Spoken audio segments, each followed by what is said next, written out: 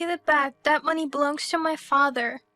During my father's funeral, I strongly demanded on the phone from Susanna, who had stolen $50,000 from the safe.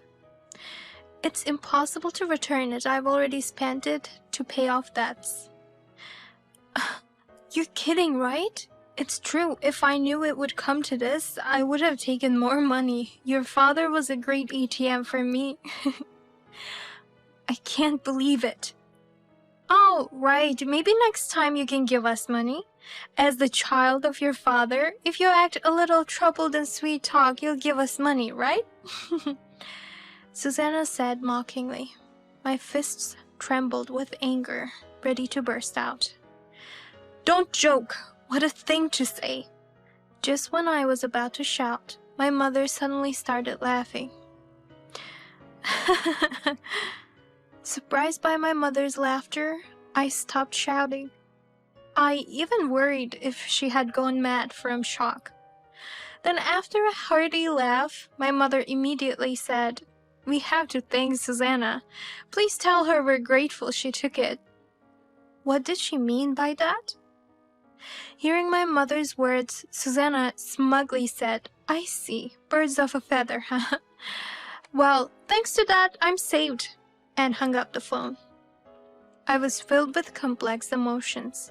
What was my mother thinking? At that moment, my mother said with a smile, Actually, about that money, my name's Amy. I work as a medical administrator and live with my parents. Even though we lead a normal life without luxuries, I feel happy just having my elderly parents in good health. Amy thought, I've come so far, haven't I? One sunny day, I was drinking coffee prepared by my mother, thinking about this. Our family faces more difficulties than others. The reason is known. It's because of my father's personality. My father is a typical good man, unable to ignore people in trouble. He accepts anything when asked. He often bought a lot of unnecessary things or lent money. The money lent often didn't come back, leading to financial hardships. Sometimes I even had to pay off my father's debts. Of course, I sometimes got angry or disappointed in my father, but now being able to live with my parents and drink coffee slowly is thanks to my mother. My mother is energetic and positive. Even when my father lends money or makes unnecessary purchases, she doesn't flinch. Even in debt repayment situations, she would be surprised but accept it, saying, No use worrying. While my father's actions troubled her, she always eventually forgave him. Well, I do wish he would stop. But that's the good part about your father. When my father was in debt for the second time, I appealed to my mother to change him. She shrugged and said, He's a born good person. Sometimes he gets deceived by bad people. Why can you accept everything? Because of that, we're shouldering other people's debts and always at a loss. But thanks to Dad's personality, we're also treated kindly by others and have many benefits. Unconvinced by my mother's words, I fell silent. Seeing me like this, my mother's tone changed entirely, as if she were talking to a friend. Look, think about it. Isn't it much better to be happy while being used, rather than abandoning people in need or using someone for happiness? It's fine. We as a family are living happily. That's what matters most. Amy thought, maybe that's true. I thought maybe I had inherited my father's kindness too. My mother's words had persuaded me. Influenced by my mother's perspective, I began to see the challenges caused by my father as quirky adventures, sometimes even as comedy. However, there was someone who just couldn't accept it. It was my older brother, Vincent. Vincent, 3 years my senior, was always irritated by our father's personality. I became tolerant of my father's nature thanks to my mother's words, but it seemed Vincent couldn't. As he grew older, his attitude worsened and he left home as soon as he entered university. He would suddenly return home and beg our father for money.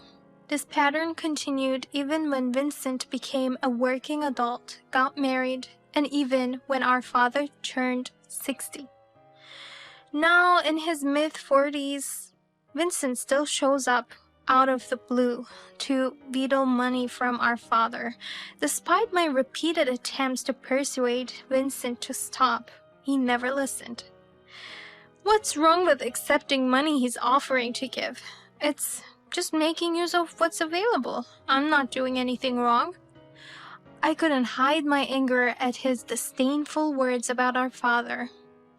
When our father's debts made life tough and our mother struggled, she saved money, increased her part-time hours, and supported our family in every way possible.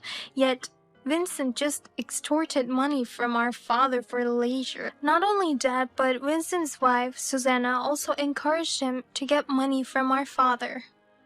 Susanna wants a new brand bag. That's why I need the money.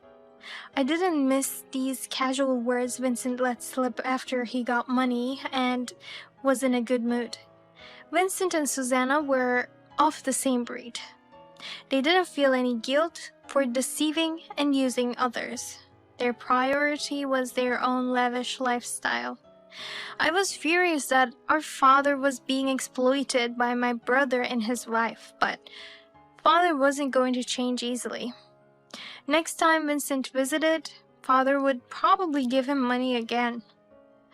Amy thought, "All right, it's up to me to support you." With this resolve, I continued to live with my parents.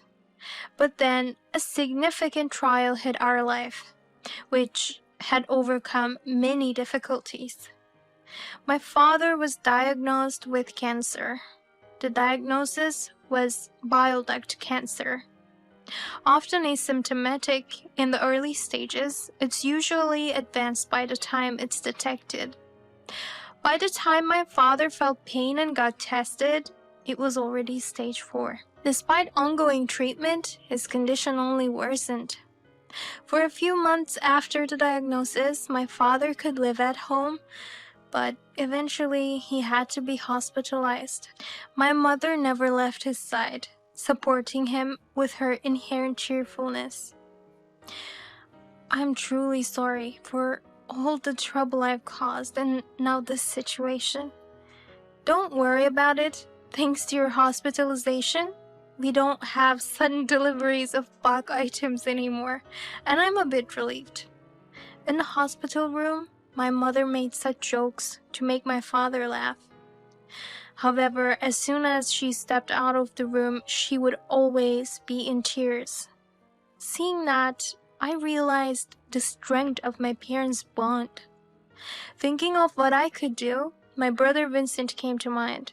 Even though he rarely came home and only asked for money, family is family. Indeed, my parents always seemed happy when Vincent occasionally returned. They would be happy if Vincent visited them. Thinking this, I tried to contact Vincent, but no matter how many emails I sent, there was no reply. Unable to hold back, I tried calling Vincent, and he shocked me with his words. Is this really my brother? I even doubted our relationship. So that's hospitalized, huh? Means he's got no money, right? Why would I bother visiting if there's no money to get him? Despite our father's critical condition, he was only thinking about money. I felt deeply disappointed. In such a situation, unable to persuade my brother and unable to do anything for my parents, I was painfully aware of my powerlessness. Meanwhile, my father's condition continued to worsen. About 2 weeks after his hospitalization, with my mother and I watching over, my father passed away. In the end, my mother acted cheerfully in front of him. Thinking of the resolve behind her smile weighed heavily on my heart. Even she, upon hearing of my father's death from the doctor, cried in my arms. Yet, my mother was strong. After stopping her tears, she said, "All right," and wiped them away. Then, with a smile, she told me, "We're going to be busy from now on." After my father's death, as my mother said, we were busy with the wake, funeral, and other arrangements. As the days hurriedly passed, the day of the funeral came. Vincent and Susanna, who hadn't appeared even at the wake the previous day, were nowhere to be seen just before the funeral, and of course, there was no contact from them. At the end of the ceremony, when a relative spoke to my mother about Vincent, she responded with a wry smile. Seeing this, my anger towards my brother grew. When I returned home with this anger, an even more shocking sight awaited me. The safe at home was open and its contents were completely gone. There were no signs of ransacking in the other rooms or around the safe. Staring at the scene with my mother, I instinctively knew it was Vincent's doing. "Brother, what are you doing?" As soon as the phone connected, I shouted with a trembling voice in anger. But it wasn't Vincent who answered. It was my sister-in-law, Susanna. "What? You're so noisy." "Susanna, where's my brother?" "Vincent is busy, so what? If you don't have anything to say, can I hang up?" Susanna's tone was clearly annoyed. My anger rose further at her attitude. "You took the money from our house safe, didn't you?" When I asked calmly, Susanna, without any sign of disturbance, answered nonchalantly. "Ah, the $50,000 from the safe? It's not like we stole it, we just took it." "What are you talking about? Taking it without permission is the same as stealing. What are you thinking? Not even showing up at my father's funeral?" "Well, if we had gone to the funeral, there would have been no one there, right? It would have been a hassle with you all making a fuss." Susanna showed no remorse. Realizing that talking further was pointless, I demanded straightforwardly, filled with anger, "Please return the money. It belongs to my father." But Susanna's reply left me speechless. "Return the money? That's impossible. We'll already use it to pay debts. We don't have a single penny now. Can't return what we don't have." "What?" "I should have taken more when I had the chance. Really, he was such a convenient ATM for us." "What to do now, I wonder." "What are you?" "Oh, right. Maybe next time you can give us money. As the child of your father, if you act a little troubled and sweet talk, you'll give us money, right?" Laughing, Susanna said that. At those words, I couldn't contain my anger anymore. My fists clenched tightly. "Hey, enough with the jokes." Just when I was about to explode with anger, my mother, who had been listening to the phone call, suddenly burst into laughter. I lost a moment to express my anger due to her unexpected laughter. Could it be that she had lost her sanity due to the shock? I was surprised and even worried about my mother's behavior. Then, after laughing for a while, my mother said, "We must thank Susanna. Tell her we're grateful she took it." Irritated by Susanna's absurd actions and words, and now by my mother too, my anger boiled over. Amy thought, "What is she saying? How can she stay silent even when we're being used like this?" I tried to confront my mother by saying, "Mom, what do you mean?" But she just answered me with a smile. "It's okay.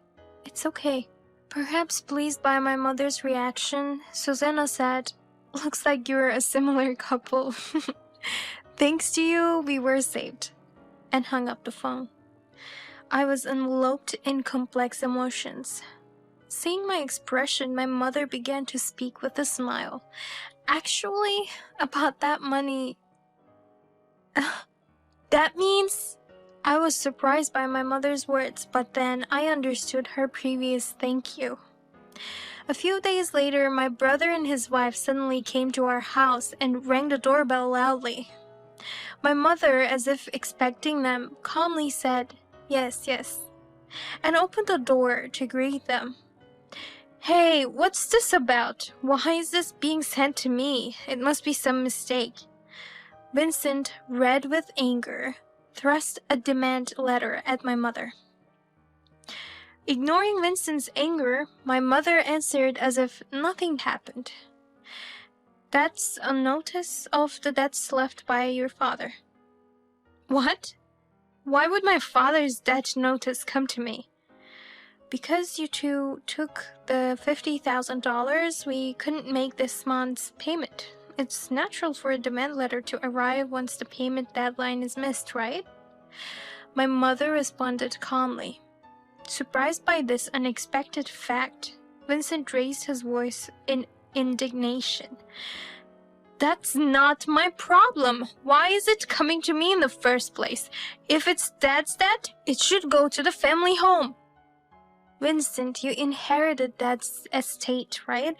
So the demand letters are sent to you."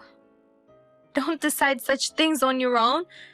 I'm not inheriting any debts," Vincent shouted angrily, but my mother remained calm. That's not possible. We've already renounced our inheritance." "Huh? You intend to inherit the estate, right?" "Amy and I have renounced our inheritance, so all of Dad's estate goes to you." "All of it? Is that true?" "You use Dad's estate, right? That's seen as an intention to inherit. Well, let's skip the difficult parts to explain." My mother continued quietly, but Vincent seemed not to comprehend her words. Realizing he could inherit everything, Vincent was clearly elated, and Susanna couldn't hide her smirk. They both, as a couple, completely misunderstood the situation. My mother continued in the same tone. "It's really helpful, Vincent inheriting the estate. Just before Dad got sick, he had taken on someone else's debt again. There's hardly any estate left, just debts and this house." "Huh? What do you mean?" Vincent and Susanna's voices rose simultaneously.